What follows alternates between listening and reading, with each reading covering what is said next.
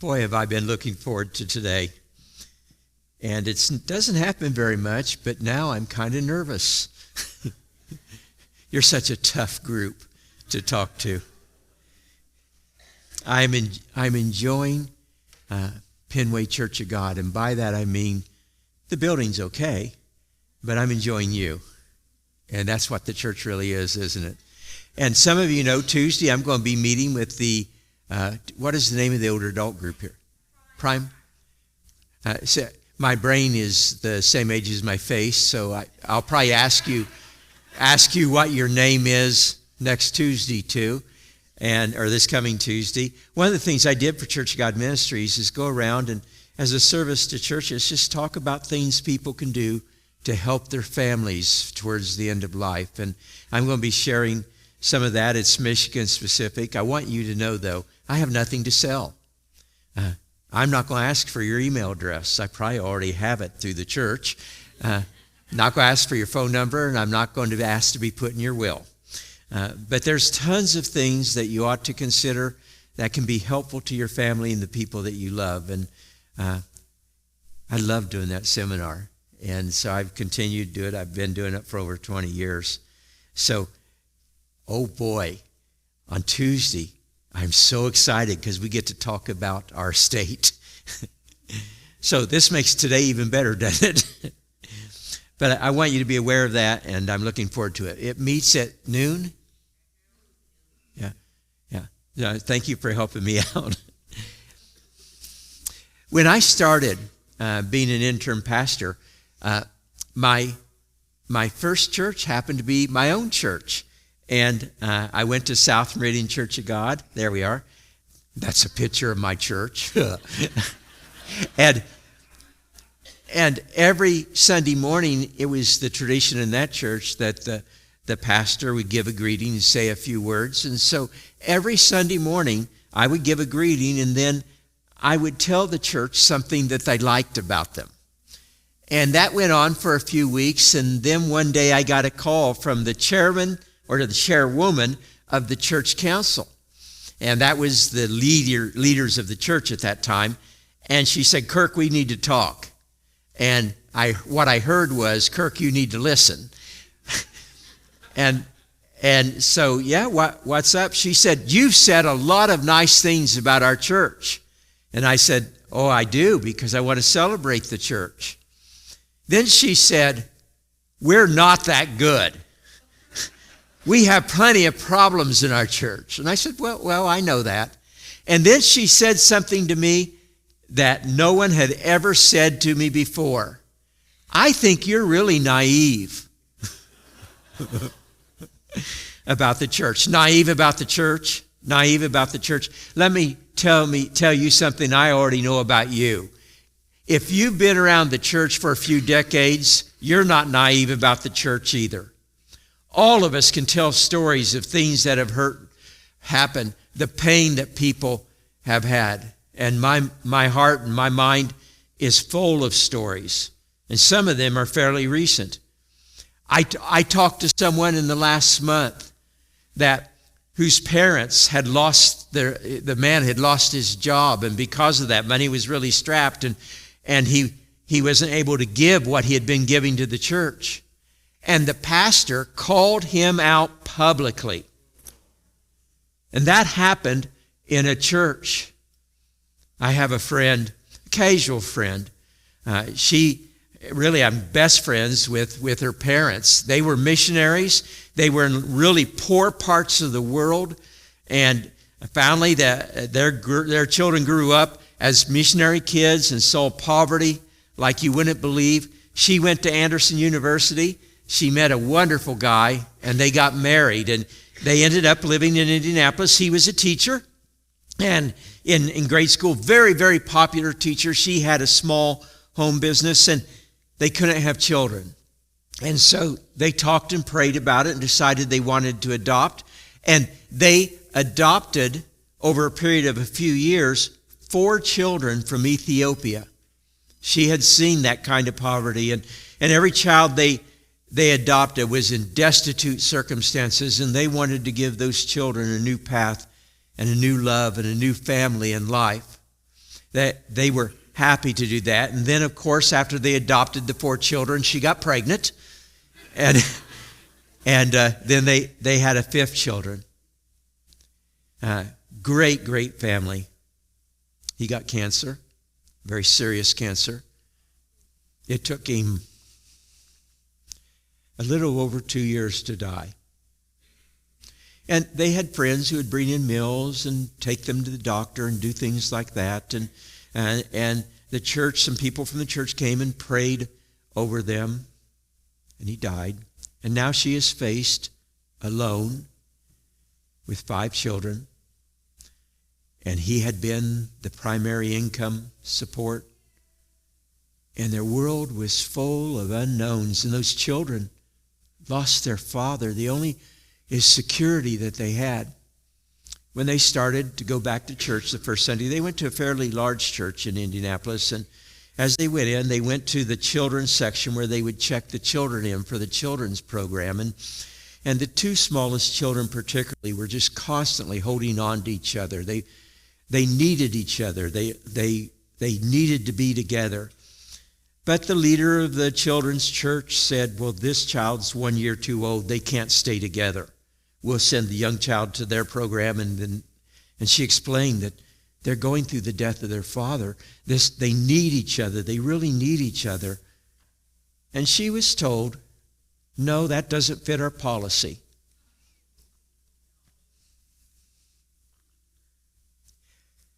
Sometimes I tell touching stories and they touch me.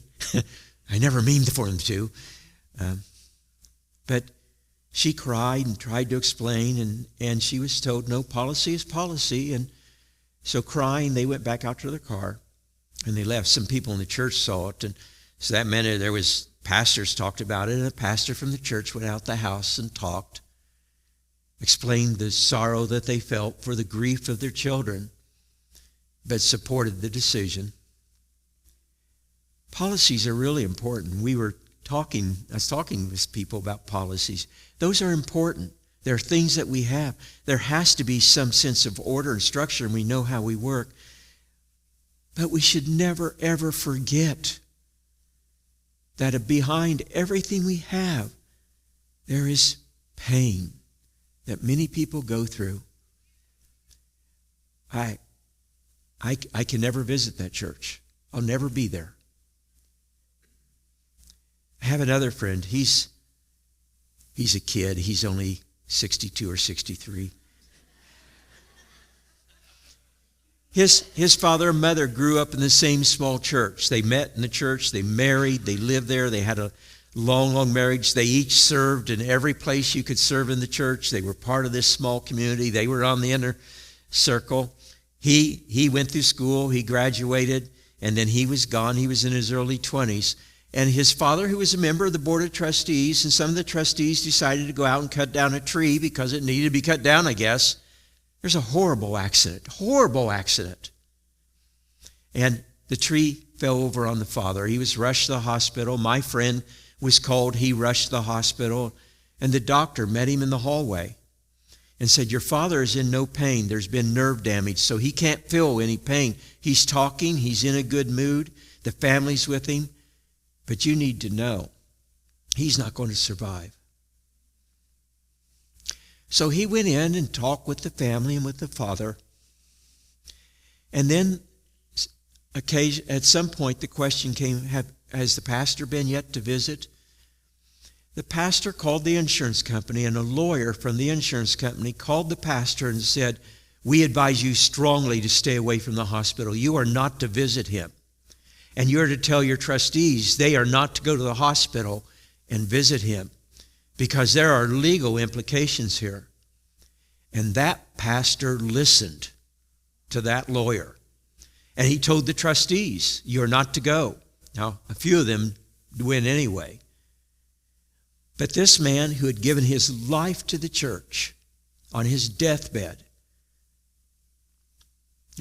call me naive. The thing is, many of you here, the greatest pain you have had of the heart has happened to you among the church and among Christians. Naive, Naive? Oh, no. I'm not naive at all when it comes to the church. I can't make the next slide come. Can you help me? I'm for separation. I'm for the separation of church and stupid too. The church needs to be the church, and still I celebrate the church. This is the way it works for me. It's a little bit about my attitude about the Olympics. Now, I know that several of you are going to disagree with my attitude about the Olympics, and you may be right. When it comes to the Olympics, I look at it and I'm as cynical as I can be. The worst Olympics for me of all time was when China held the Olympics, and they spent millions and millions and millions of dollars on the opening ceremony. And it was broadcast on American TV, and the Chinese gave the script to the commentators. And this great celebration was to celebrate the freedoms that the people have in China. Tens of millions of people have been killed by the Chinese government. Even today, there are areas in China where Muslims are being stamped out. Christians are being stamped out. You say a word against the government and you sent away to a prison somewhere, never to return to your home again. And China is doing this celebration, and it is being shown, and nobody is calling them on it. Oh, I didn't like that. And then during the Olympics, like every Olympics, there were people who were using performance-enhancing things, and many of them were sponsored by their own government. And then during the Olympics, there were things that happened that was all about the money. And I remember the Olympic spirit. I love the Olympic spirit. The Olympic spirit that this is a time we bring the world together, and that we come together in fellowship and have sports together. And it's become, I get off on the Olympics, and the Paris Olympics I felt the same way about. And I shared that with a friend who decided to correct my attitude. But he talked about the Olympics, and he told me why he loved the Olympics. And he does. He said, I'll tell you what I loved. He said, I was watching some who performed in the Olympics, some American gold medal winners, one from Indiana, and they were on TV and they were talking about it, and they talked about the beauty in their sports, which I would call the minor sports, not the professional athletes, but the sports they were in, that people who did what they did from around the world came together to compete, and they met other people who loved the sport from around the world, and they built bonds, and they understood each other, and they had meals together, and they competed against each other. They congratulated each other. And the Olympic spirit was coming together to bring the world together. He said, I love that. And they talked about how proud they were to represent their country, the United States of America. And when they heard the national anthem being played, how proud they were to be Americans. They loved the Olympics. The difference between my cynical view and my friend's view is that he has never lost the vision. And that's how I see the church in some ways. I don't know what's going on here. Back up. We'll just stay there for a while. When I was a younger pastor, it was a time of social transition in the Church of God. Things were a little different. We still had preachers, and we have them today, just not as many, and I'm not one, that could thunder and lightning sounded from the platform. And they needed a pulpit because they needed something to pound. And they would speak, and you would feel the power and the authority of their word. And I remember some of those guys, when they used to preach about the church, they would thunder. And I can't do it like they did. I try, but I can't do it. But I can remember listening to some of those guys, and the phrase they love to say is, I have seen the church. How many of you remember that? I have seen the church, the bride of Christ, pure and spotless, dressed in white before Christ. I have seen the church. And they would talk about the church, this beautiful, the church, which is the bride of Christ, dressed in white, coming pure and radiant before Christ. And I would listen to them preach that. And then over time, I made friends with a lot of them, and we would sit around a table. And as we sat around the table, they would talk about the problems in their church. They would talk about dysfunctional people or church arguments or church fights or fires they had to put out, and all of the problems that all churches seem to have, although they're distinct. And yet, they could preach, I have seen the church. Do you know what they're saying? They aren't denying the problems that churches have. Frankly, anytime, wherever there's groups together and there's relationships and different points of views, there's things to work out. Every church has that. But they never took their eyes off the vision. I have seen the church. They had the vision of what the church is called to be and should be and could be. And that is something that we can celebrate. Now, earlier, a few sermons ago, I said something to the effect, you should put everything to the test. So you put this to the test. But when I think of the church, there are a lot of things that are important in the church. The organization, the building, the bylaws, the budget, all those things are important in the church. But when I ask myself, what is it really about? When we get right down to it, what is the church? I think it's very simple. In fact, I think it's only really two things, which is really one thing. The church is the community of God's people who have come together to love God and to love others.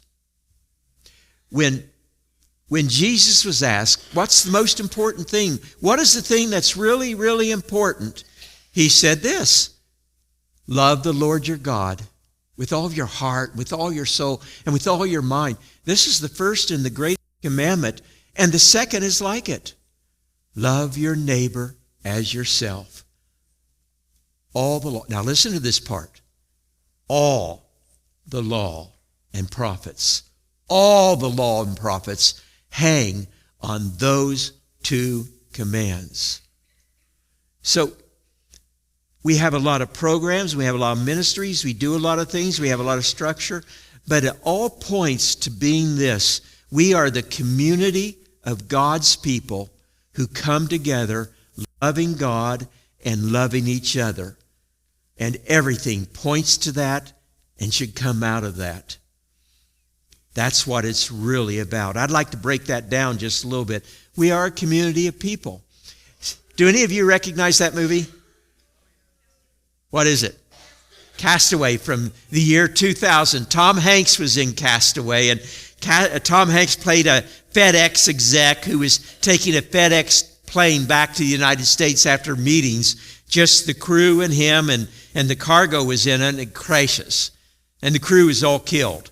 And Tom Hanks makes it to an island. He buries some of the crew. There are some boxes that float in. But now Tom Hanks is all alone on this island. And really what the movie is about, it's a great movie if you haven't seen it, but it's a strange movie because the vast majority of the movie is one character in the movie, just one person. And it shows Tom Hanks, who is this high-powered exec for FedEx, and now he is by himself, completely alone. And it shows how that aloneness changed him. And in many ways, his life became strange and stranger as time went by. In fact, he found a volleyball, and he painted a face on it. And he gave that volleyball a name. Wilson. Yes, Wilson. And he talked to the volleyball. And the volleyball started talking back. And he started responding to it. He and Wilson got into arguments with each other. And at one point in the movie, he cared so much about that volleyball, the one thing that he had, that he put his life on the line to save that one little volleyball. And it really is a picture of what happens to us when we are all alone in life. There's something that changed. We are made to be a we Each and every one of you have your own story. You have your own way, your own perspectives. There's things unique about each of you. Some of you do unique better than others. But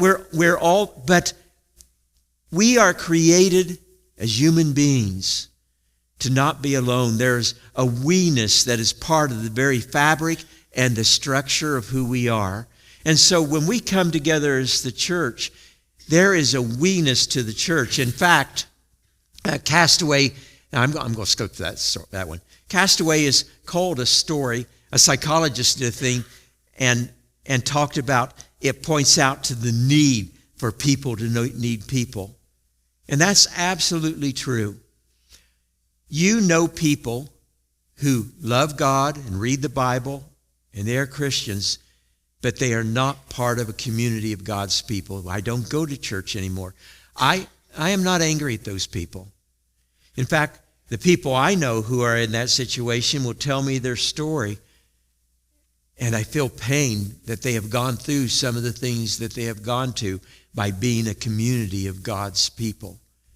But community is so very important. And as Christians, if we don't have that community, we are robbed of part of what God wants us to be, but also what can be for us. You've read, and many of you know, that during the times of depression, it's very hard for some people to go out and be with other people, but how important it is to not be totally isolated. There was a story on Indianapolis News this week that a study had been made, and kids who are in high school today are spending 70% of their time, 70% less time in personal relationships with other students. My wife's a teacher, so I asked her, is that true? I don't see how that could be true. And she said, I think it might be. Now, where my wife teaches, I don't know how it is up here, but where my wife teaches, kids are not allowed to have cell phones in class. There's a variety of reasons. Teachers have phones. The people around the school the adults have the phones. So if there's trouble, they can make the quick phone call, and there are guards in the school and all that kind of stuff. But they're not allowed to have phones. But my wife, Debbie, says when that final bell rings and they go to their lockers, all the kids rush out, open their lockers, get out their cell phones, and they begin texting. There's kids all around them. She said they don't talk to the kids around them. Their eyes are on the phones. There's something lost if we lose personal relationships. And Debbie says she's seen a difference in the way kids interact and socially interact today because they don't know how. Now, that's not true of every kid. And they're still socially interacting. I don't want to be too harsh here. Christians who go it alone often find themselves, like Tom Hanks, going down some strange roads and ending up in some strange places. Christians who go all alone don't have the support that they need. If you read the New Testament, it is very clear. If you read the New Testament, it assumes that there's a we-ness to the faith. We need, as Christians, to have other Christians around us that we can bless and we can be blessed by, we can support and we can be supported. God calls us in community. In fact, Paul wrote Hebrews, let us not give up meeting together, as some are in the habit of doing, but let us encourage one another. That's why we come together. We are the people of God. And the way it happened is like this. The apostles did not spend their time with Jesus. Jesus ascended to heaven. They're starting to win people to Christ, and they did not have a committee meeting and say, we got to figure out a way to get this going. And they came up with a thing called the church. That is not how it happened. Jesus said, I will build my church. And when he's talking about building my church, you know he's not talking about building this sanctuary, is he? You know he's not talking about the programs and the plans and the activities of the church. You are his church. If we are followers of Jesus Christ, we are the church. It is not just a good idea. It is from God that we are called to be a people of God. And so we are a community of faith. We are a community of faith that is called to love God. That is primary to who we are. A church can be many things and lack many things. I've been to many churches around the world. I have been to churches around the world that don't have a building at all. I was in Bangladesh in a village of untouchables. And while the government says the untouchables are not a class anymore, about 75% of the people believe they are. And if you are born an untouchable, you are worthless. You have no value. You are who you are for a reason. It's ordained by God. So you're getting what you deserve, and you are unworthy of help, and you have no value. And I have walked into a little village like that, into the home of a woman who on Sunday spreads the little bit that she has out, and they come in and they sit on the floor and they worship God. You don't have to have a building to have a church. You don't have to have pews to have a church. You don't have to have a pulpit to have a church, do you? You don't even have to have an organ to have a church. There's a lot. You don't have to have a cross on the building to have a church. But if you forget that we are called to love God, you can have all of those things, and you're not a church. To be a church, we are the community of people who love God. And sometimes churches find themselves going down a path and a trail, and they are so concerned about other things. As the book of Revelation says about one church, you have lost your first love. The church loves God. And may I say, I see that in this church. I see that in the leaders of this church. I see that in the goals of the church, in all of the things that we have to untangle, in all the things we have to look at. The church to be a church loves God, and the church to be a church loves others. And while I have separated those as two separate things, I think they're intertwined. It's more like a stew than two separate things. You can be a church, and you don't have to have hymnals. You can be a church. You may not have even a guitar.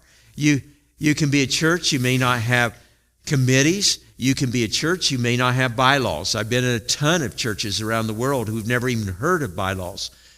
All of those things, all of the structure, and all those things that we come together and we make it so we can operate as a church are all for good reasons. I'm not opposed to that. But the focus of the church is that we are a community that loves God and loves others. And as we come together and we love God and love others, you can spend your lifetime figuring out what that means.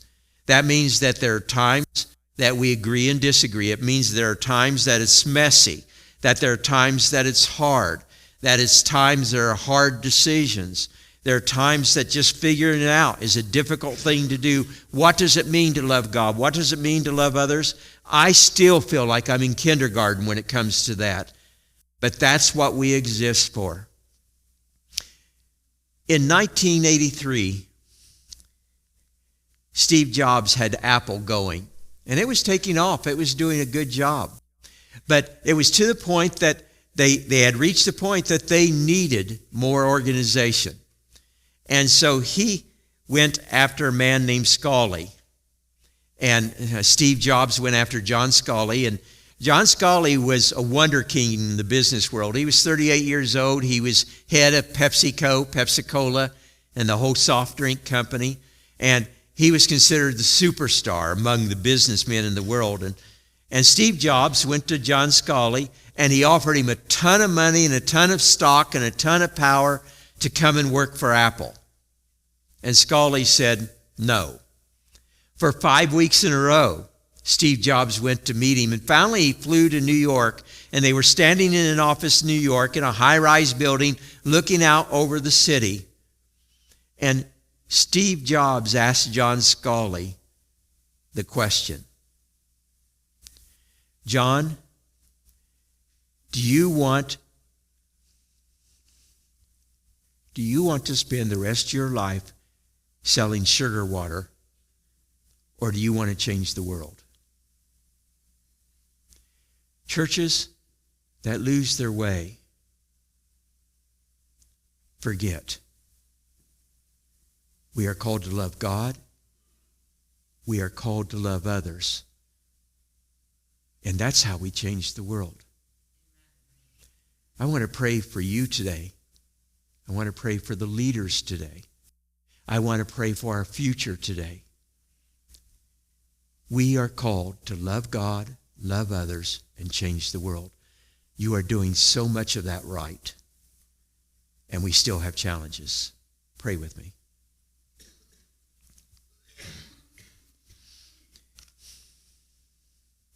Father, I thank you.